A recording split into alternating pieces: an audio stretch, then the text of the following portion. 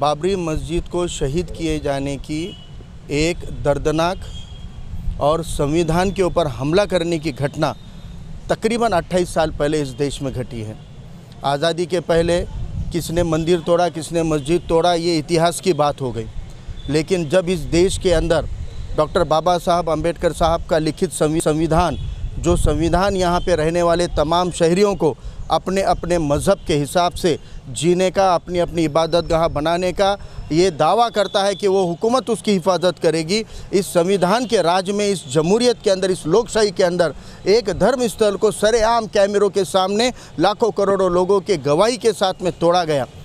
उस मस्जिद की जगह का फ़ैसला भी ये जो मुतमईन करने वाला या इंसाफ को जोड़ कर नहीं रहा, लेकिन कम से कम उस मस्जिद को तोड़ने की घटना को जो सुप्रीम कोर्ट ने ज़मीन का फ़ैसला देते टाइम पे कबूला था कि मस्जिद को तोड़ना ये बहुत बड़ी गलत हरकत हुई है। ये खुद सुप्रीम कोर्ट के जजमेंट में बात आने के बावजूद आज सीबीआई कोर्ट ने उन तमाम लोगों को जो जिम्मेदार थे लोगों को भड़काने के लिए और उस मस्जिद को तोड़ने के लिए, उन सब लोगों को बाइज्जत बरी करके इंसाफ की जो उम्मीद थी, अदालतों से जो उम्मीद है इस कौम को, माइनॉरिटी कौम को, दलित कौम को, वो उम्मीदों को ख़त्म करने का काम ऐसे फैसले कर रहे हैं। इसलिए पहले justice delayed is justice denied था, लेकिन ये justice denied killing the justice है। और ये जस्टिस का, इंसाफ का खून करने का काम अगर ऐसी अदालतें करेगी तो इस मुल्क में जमहूरियत नहीं रहेगी, हाहाकार मच जाएगा। और यही यहाँ के मुट्ठी भर फिरका परस्त आरएसएस की सोच वाले लोग चाहते हैं कि आवाम बगावत करे और उनको इस देश का संविधान और लोकतंत्र तोड़कर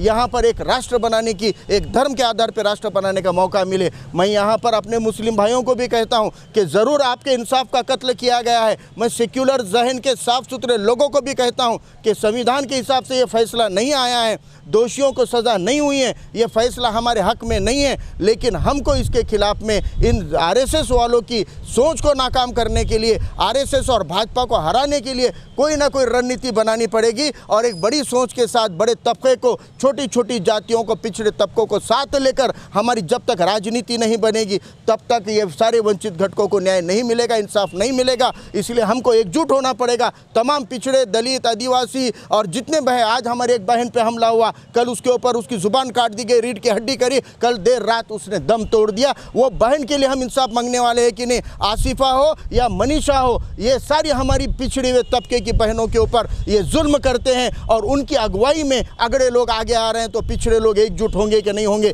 ये सवाल है। हमला चाहे वो हमारी बहन पर हो, हमला चाहे मस्जिद पे हो, अब जब तक ये तमाम पिछड़े हुए तबके एकजुट होकर नहीं लड़ेंगे हमें इंसाफ नहीं मिलेगा। यही संदेश आज के जजमेंट से आता है।